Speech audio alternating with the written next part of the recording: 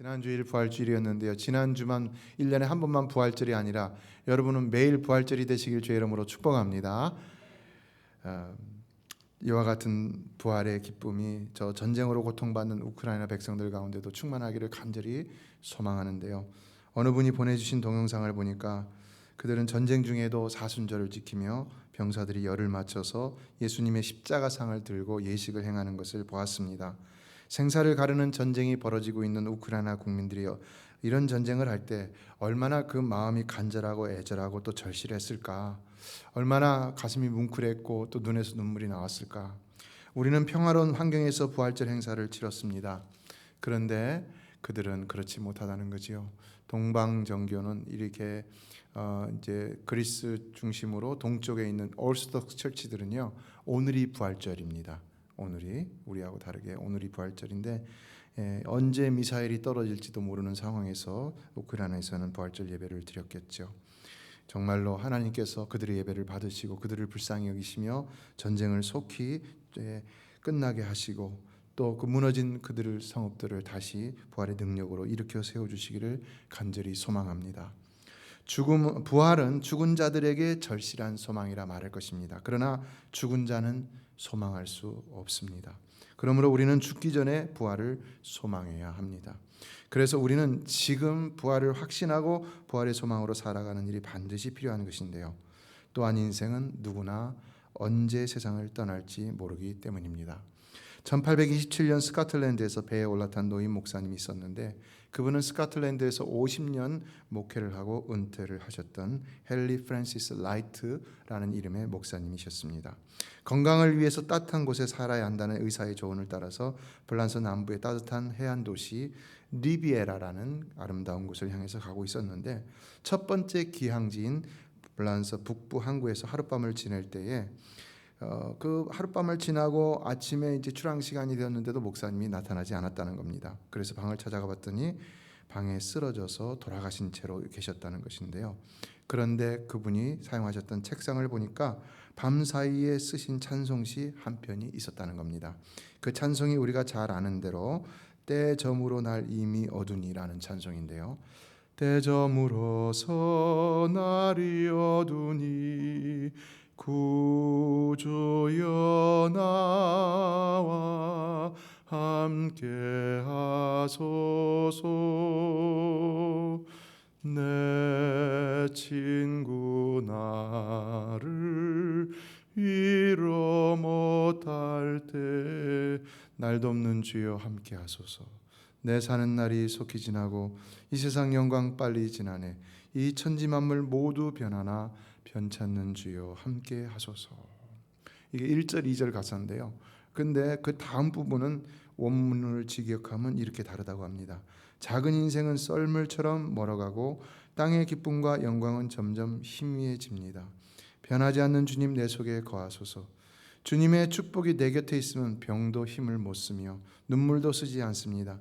주님이 나와 함께 계시면 죽음도 무덤도 승리의 계가가 될 것입니다. 내 눈을 감기 전에 십자가를 보게 하소서. 하늘의 새벽이 밝아올 때 허망한 땅의 그늘은 사라질 것이오니 사나 죽으나 주님 내 속에 거하소서.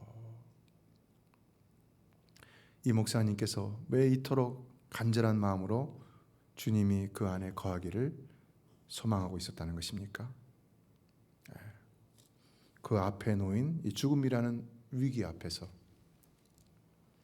그는 절망하지 않기 위해서 주님을 바라보고 있었다는 것이죠. 부활의 주님이 함께 하시기만 하면 두려울 것이 없다고 믿었기 때문이라는 것입니다. 부활의 주님이 함께 하시기만 하면 병도 힘을 못 쓰고 눈물도 결코 쓰지 않고 죽음도 무덤도 승리의 계기가 될 것을 믿었기 때문이라는 것입니다. 여러분도 믿으십니까? 믿으십니까? 부활의 주님이 함께 하시기만 하면은 우리는 어떤 것에서도 승리할 줄로 믿습니다. 지난 주간 우리는 말기암으로 고생하는 한 분으로부터 놀라운 부활 소식을 들었는데요.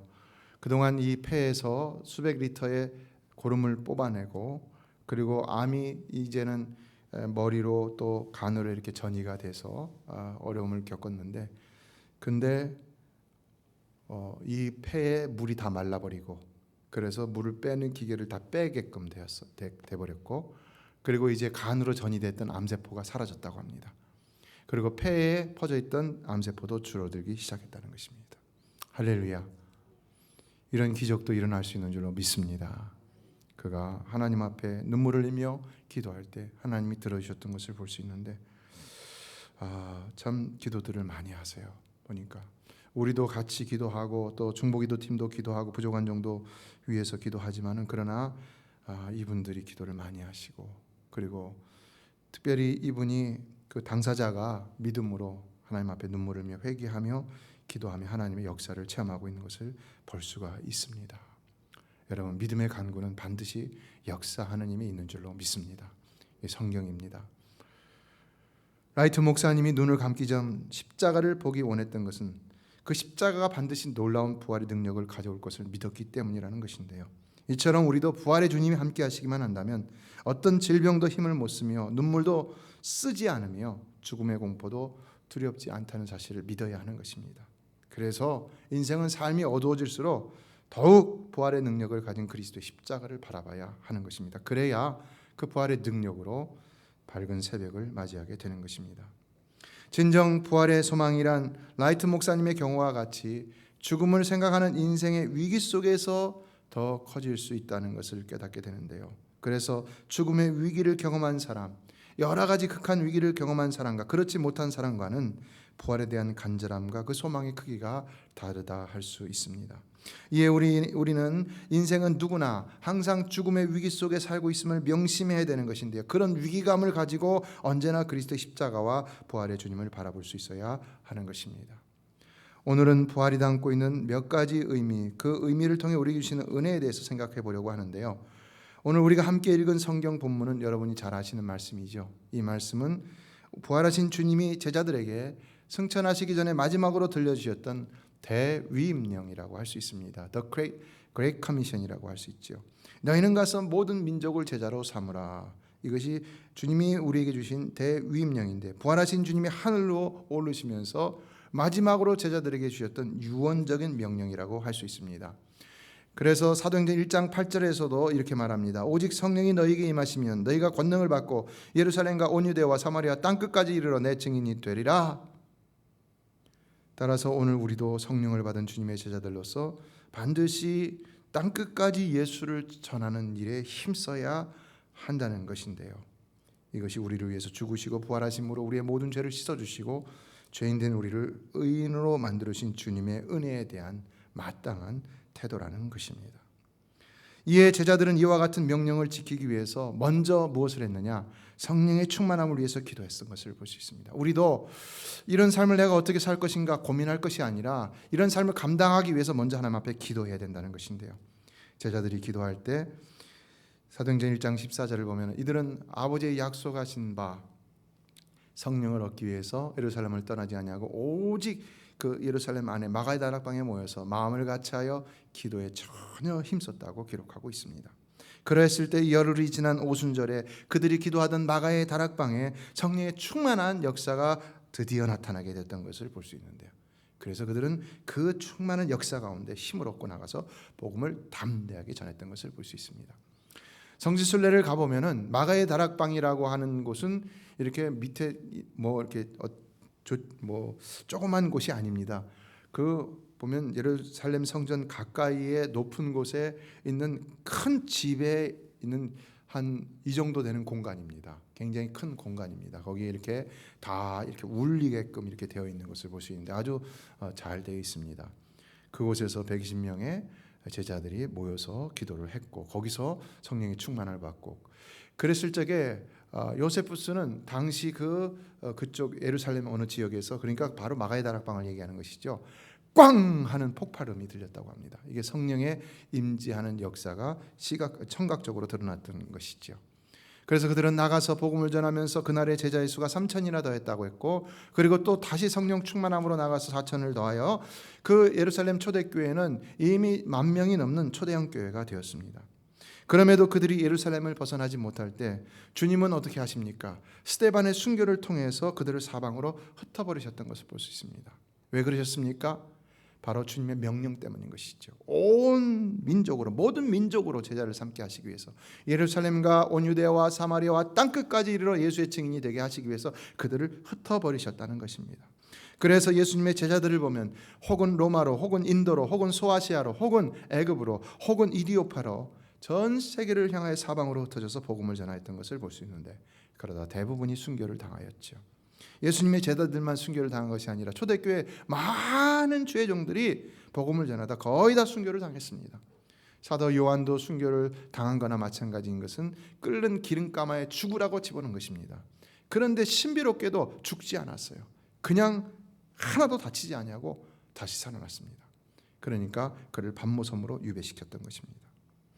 왜 그랬을까? 저는 이 예수님의 12제자 가운데 유일하게 예수님을 배반하지 않은 저 제자가 누굽니까? 이 사도 요한이라 할 수 있는 것이죠.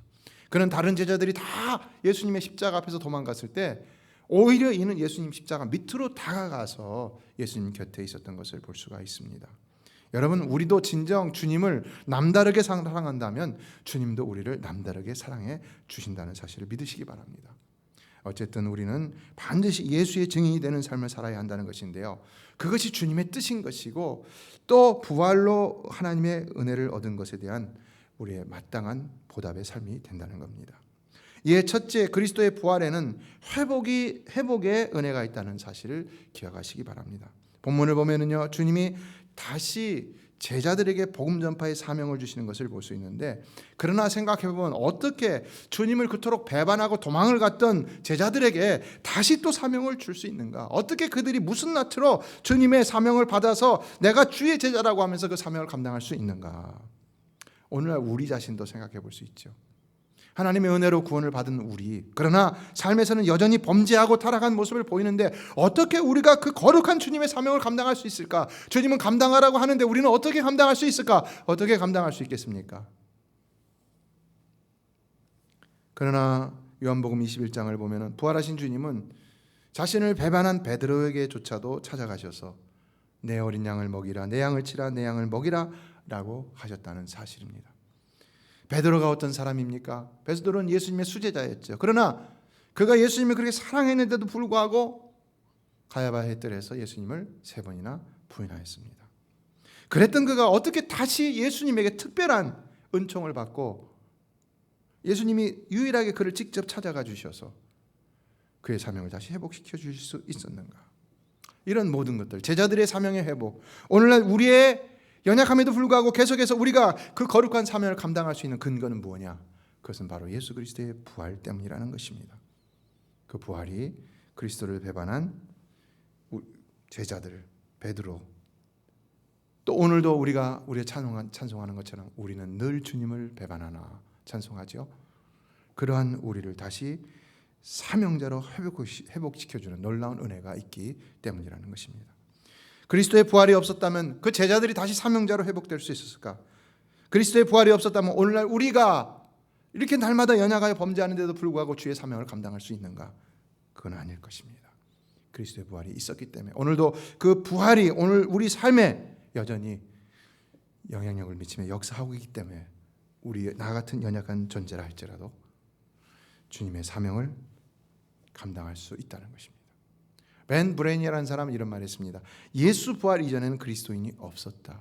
맞는 말이죠. 그리스도의 부활이 없었다면 누구든 여전히 죄인일 뿐인 것이지 그리스도를 위해 살아갈 수는 없는 것입니다.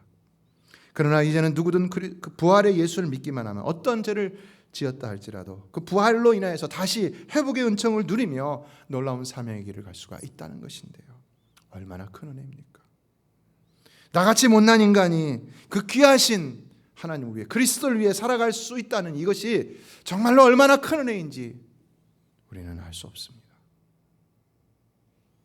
참으로 부활의 은총이란 언제나 연약하여 실수하고 범죄할 수밖에 없는 구제불능의 우리들에게 큰 은혜일 뿐만 아니라 또한 적합한 은혜라는 사실을 깨닫지 않을 수가 없는 것입니다. 예, 고린도후서 5장 15절은 말합니다. 그가 모든 사람을 대신하여 죽으심은 살아있는 자들로 하여금 다시는 그들 자신을 위하여 살지 않고 오직 그들을 대신하여 죽었다가 다시 살아나신 이를 위하여 살게 하려 함이라. 예수님이 왜 죽으시고 왜 부활하셨느냐? 그건 우리도 그렇게 다시 그리스도를 위해서, 나를 위해서가 아니라 이제는 그리스도를 위해서 살게 하려 하심이라는 것입니다. 그렇다면 그리스도의 죽으심과 부활은 우리에게 부담감을 안겨준 것인가? 새로운 부담감을 준 것인가? 아닌 것이죠. 이건 영광인 것이고 놀라운 은총의 기회인 것이죠. 세상에서도 대기업이나 저 백악관에서 나를 불러서 일하게 한다면요, 여러분 굉장히 프라우드 오브 할 겁니다. 영광이라고 생각하고 있습니다. 그러나 그보다 더 놀라운 주님이 우리를 불러주셨다는 것입니다. 미국 정부도 아무나 사람을 뽑지 않죠. 다 시큐리티 클리어런스를 하고, 그리고 모든 경력과 또 이력을 보지요. 학력을 보지요. 그런데 하나님 나라는 미국 정부보다 더 위대한 나라인 것이지요. 그 위대한 나라의 일을 감당하는 일에 나 같은 죄인 여러분을 하나님이 택하셔서 부활로 인하여 회복의 은총을 주시고 사용하시고자 하신다는 것입니다. 얼마나 큰 은혜입니까? 그래서 우리는 오직 감사함과 기쁨으로 사명자의 삶을 살아야 하는 것입니다. 여러분, 하나님은 인생을 처음 창조하시고 인간을 처음 창조하시고 명령을 주셨다는 것을 기억하십시오. 뭡니까? 창세기 1장 28절 말씀이죠. 하나님이 그들에게 복을 주시며 하나님이 그들에게 이르시되 생육하고 번성하여 땅에 충만하라. 땅을 정복하라. 바다의 물고기와 하늘의 새와 땅에 움직이는 모든 생물을 다스리라 하시니라. 인생을 그냥 창조만 하신 것이 아니라 창조하신 인생이 어떻게 해야 할 것을 명령으로 주셨다는 것입니다. 우리는 이것을 문화명령이라고 하는데요. 그런데 인생들이 그것을 감당하지 못했어요. 왜요? 아담과 하와가 범죄함으로 말미암아 그것을 감당할 수 있는 능력이라 할 수 있는 하나님의 형상이 깨어지고 말았기 때문인 것이죠. 그래서 부패하고 타락한 모습으로 감당치 못했어요. 그래서 하나님이 어떻게 하셨습니까? 그래서 예수 그리스도를 이 땅에 보내주셔서 십자가에서 죽이시고 다시 살리심으로 깨어진 그러한 하나님의 형상을 우리에게 다시 회복시켜 주셨다는 것입니다. 그리고 나서 첫 번째로 예수님이 오늘 본문을 통해서 또다시 명령하신 것입니다. 또다시 명령하신 것입니다. 그게 뭐냐? 그러므로 너희는 가서 모든 민족으로 제자를 삼으라는 것입니다. 중요합니까? 안 중요합니까? 굉장히 중요한 것이지요. 그러나 주님은 우리에게 명령만 주신 것이 아니라 이 사명을 감당할 수 있는 능력도 주셨다는 것인데요. 그것이 바로 부활이 우리에게 가져다 준 회복의 은총이라는 것입니다. 그래서 우리는 이러한 모든 사실을 믿고 감사함과 기쁨으로 이제는 우리 자신을 위해 살려야 할 것이 아니라 오직 주님을 위해 사명자의 삶을 살도록 노력해야 되는 것입니다. 오직 나 같은 죄인을 의인되게 하셔서 다시금 하나님의 명령을 수행하게 하심에 진심으로 감사함으로 반드시 예수의 증인된 삶을 살려고 노력하지 않으면 안 되는 것입니다.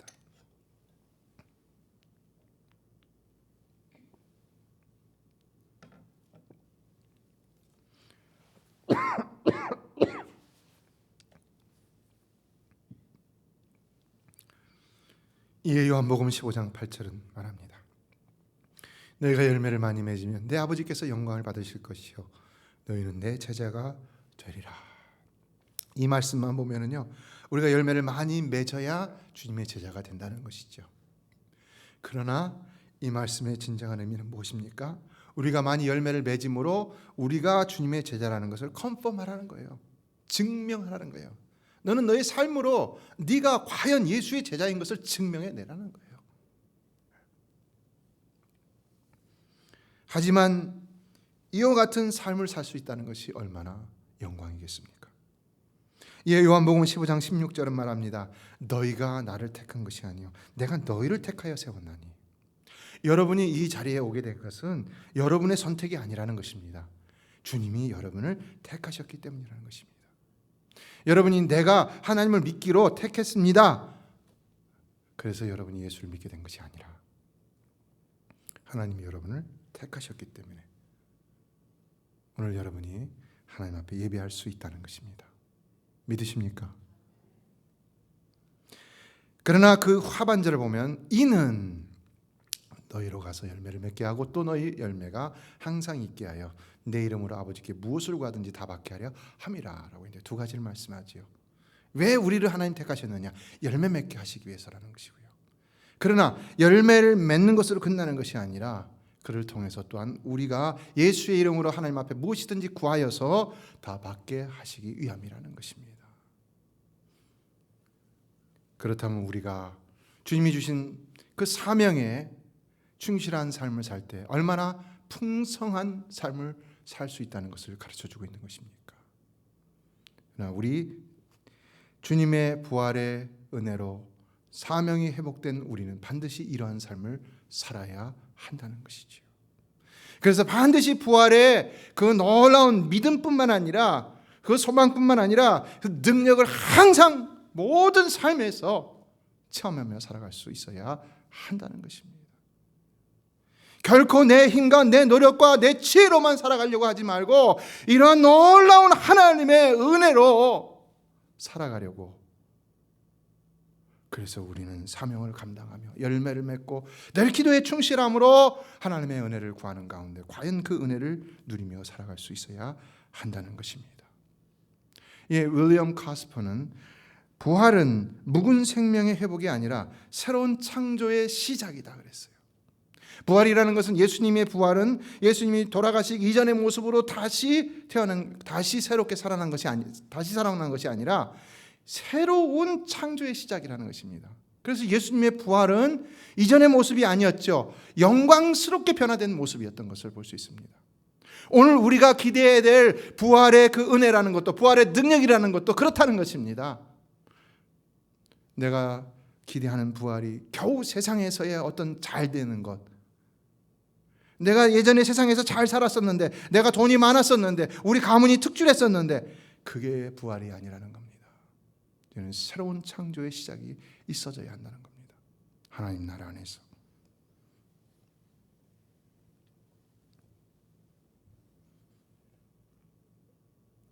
이러한 회복의 은혜를 주신 이 부활의 놀라운 사건을 우리는 다시 한번 마음 깊이 생각하며 그 의미가 헛되지 않도록 살아야 하는 것입니다. 둘째, 그리스도의 부활은 완성의 은혜가 있습니다. 본문 20절 하반절을 보면은요, 볼지어다 내가 세상 끝날까지 너희와 항상 함께 있으리라 라고 했는데요, 이제 이 말은 뭡니까? 주님은 우리를 떠나시는 법이 없다는 것이죠. 신령한 몸으로 부활하신 주님은요, 늘 우리와 함께 어디서든지 무소부재하심으로 우리와 동행하신다는 겁니다. 그러므로 부활하신 주님은 이 시간도 우리와 함께 하시기 위해서 이 자리에 성령으로 임재하고 계시다는 사실을 믿어야 하는 것입니다. 믿으십니까?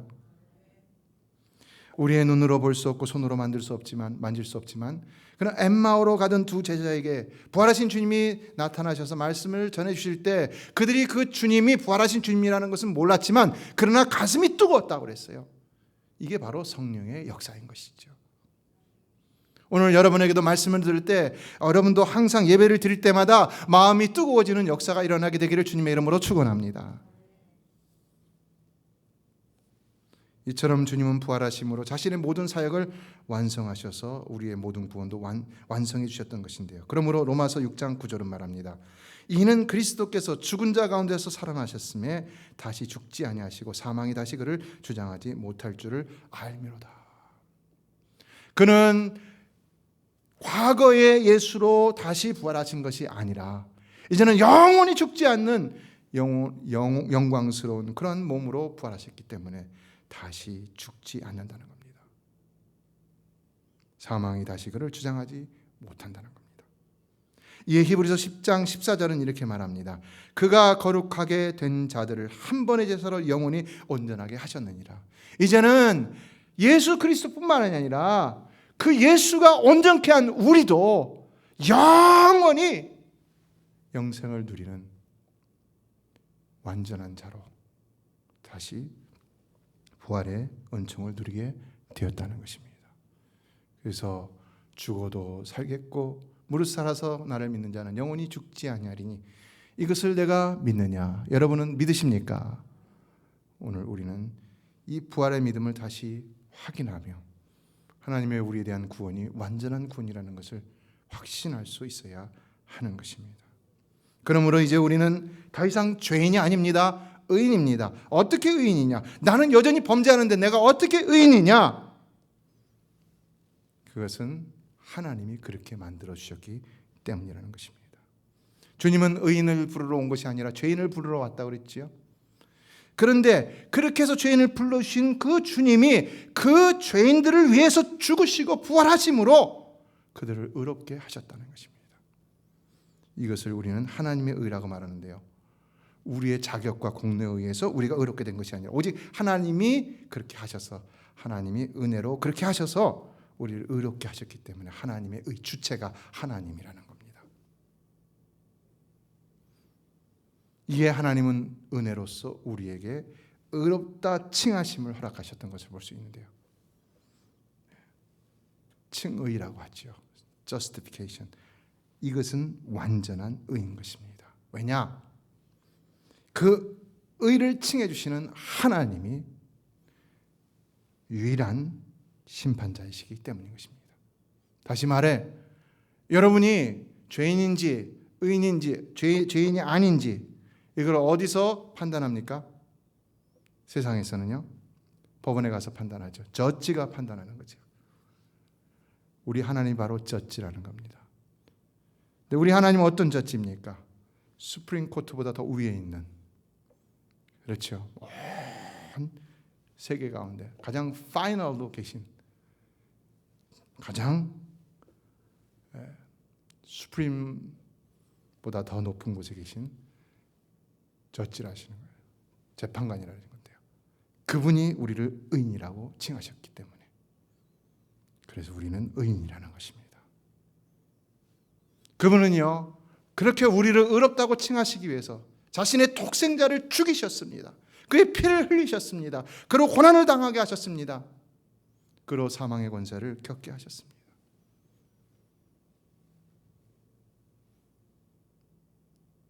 그분은 우리에게 그 의를 거저로 은혜로 주셨지만, 그러나 그분이 행하신 것은 희생이었고 헌신이었고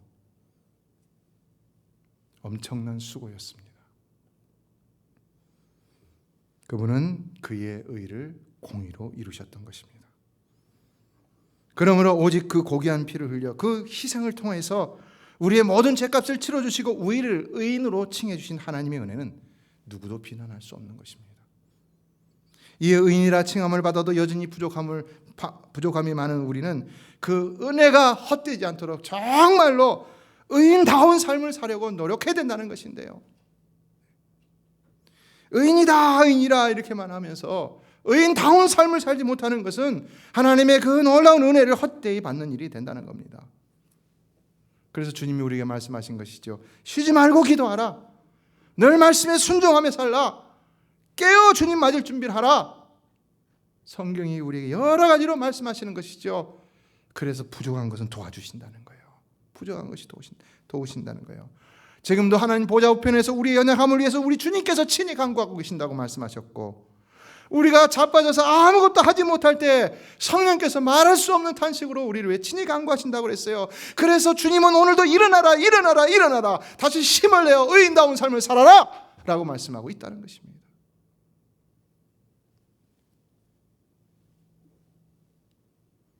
그러므로 우리는 삶이 어렵다 할지라도 이러한 주님을 바라보며 나의 연약함과 부족함을 발견한다 할지라도 여전히 이 주님 앞에 나아가며 기도와 말씀 가운데 주님의 은혜를 입어서 언제나 의인의 삶을 살도록 노력해야 하는 것입니다. 끝으로 부활은 완전한 승리의 은혜를 우리에게 가져다 주셨는데요. 본문 18절을 보면 주님은 이렇게 말씀하고 있습니다. 하늘과 땅의 모든 권세를 내게 주셨다. 무슨 말입니까? 이것을 빌립보서 2장 9절로 11절은 이렇게 말합니다. 이름으로 하나님이 그를 지극히 높여 모든 이름 위에 뛰어난 이름을 주사 하늘에 있는 자들과 땅에 있는 자들과 땅 아래에 있는 자들로 모든 무릎을 꿇어 무릎을 예수의 이름에 꿇게 하시고 예수의 이름에 다 꿇게 하셨다고 그랬어요. 그리고 모든 입으로 예수 그리스도를 주라 시인하여 하나님 아버지께 영광을 돌리게 하셨느니라. 이제 부활하신 예수의 권세는 세상의 어떤 권세도 어떤 영적인 권세도, 마귀의 권세도, 어떤 세상의 권력도, 죽음의 권세도 다 무릎을 꿇게 되어 있는 절대 권세라는 것입니다. 그분은 실로 십자가와 부활을 통해서 이 땅의 모든 세력들로부터 영원한 승리를 거두신 것입니다. 그러므로 우리는 죽음조차도 두려워할 필요가 없는 것입니다. 고린도전서 15장 55절 이하에서 사도 바울은 사망을 조롱하고 있습니다. 사망아 너의 승리가 어디 있느냐? 사망아 네가 쏘는 것이 어디 있느냐? 사망이 쏘는 것은 죄요, 죄의 권능은 율법이라. 우리 주 예수 그리스도로 말미암아 우리에게 승리를 주시는 하나님께 감사하노니 그러므로 내 사랑하는 형제들아 견실하며 흔들리지 말고 항상 주의 일에 더욱 힘쓰는 자들이 되라. 이는 너희 수고가 주 안에서 헛되지 않은 줄 알미라. 그러므로 이제 우리는 무엇도 두려워하지 말아야 되는 것입니다. 죽음을 두려워하지 않는다면 도대체 두려워할 것이 무엇이 있겠습니까? 이에 주님은 마태복음 10장 28절에서 말했습니다. 몸은 죽여도 영혼은 능히 죽이지 못하는 자들을 두려워하지 말고 오직 몸과 영혼을 능히 지옥에 멸하실 수 있는 이를 두려워하라. 우리가 두려워해야 한다면 하나님만 두려워하면 되는 것입니다. 오직 하나님만 두려워하며 세상을 두려워하지 아니하며 그래서 늘 그의 능력으로 살아가는 자가 되어야 하는 것입니다.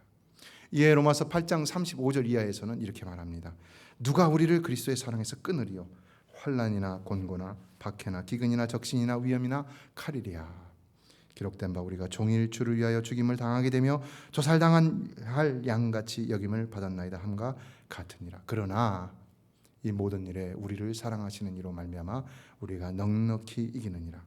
내가 확신하노니 사망이나 생명이나 천사들이나 권세자들이나 현재일이나 장래일이나 능력이나 높음이나 기쁨이나 다른 어떤 피조물이라도 우리를 우리 주 그리스도 예수 안에 있는 하나님의 사랑에서 끊을 수 없으리라. 우리가 죄를 하다 보면요 낙심 가운데 빠질 수도 있습니다. 내가 마치 삶의 루저처럼 느껴질 때가 있습니다. 그러나 그런 우리에게는 항상 주님이 함께 하시고 계시다는 것입니다. 그 주님과 우리의 관계는 누구도 끊을 수 없다는 것입니다. 어떤 권세도 끊을 수 없다는 것입니다. 어떤 사람도 끊을 수 없다는 것입니다. 어떤 사건도 끊을 수가 없다는 것입니다. 그러면 우리는 루저로 살아갈 것이 아니라 항상 승자로 살아가야 하는 것입니다. 말씀을 맺습니다. 영국의 한 젊은 변호사 프랭크 모리슨이라는 사람이 죽은 자의 부활이 있을 수 없는 일이다 그렇게 생각을 하고는 예수 그리스도의 부활을 반박하는 것을 쓰기 위해서 아주 세밀한 조사와 연구를 진행했습니다. 그런데 결과가 어떻게 됐느냐? 놀라운 사건이 발생했다고 하는데요. 그는 도리어 연구를 종합하여 책을 썼는데 예수 그리스도의 부활 사실을 아주 송두리째 믿고 증언하게 되었다는 것입니다. 그 책 이름이 Who Moved the Stone? 누가 돌을 옮겼냐? 라는 책인데요. 그리스도의 부활은 분명 역사적인 사실이라는 것입니다. 그러나 그 부활은 지금도 우리의 삶에서 일어나고 있는 하나님의 놀라운 능력이고 은혜라는 사실을 오늘 기억해야 한다고 말씀을 전해드린 것인데요. 그러므로 여러분은 항상 믿음으로 이 부활의 주님을 바라보며 늘 소망 가운데 부활의 능력을 체험하는 이런 복된 믿음의 사람으로서 살아가시게 되기를 주의 이름으로 축원합니다. 부활의 능력이 늘 내 삶에 역사하는 이런 그리스도인들이 우리 메시아 교인들 꼭 되어야 되는 것입니다.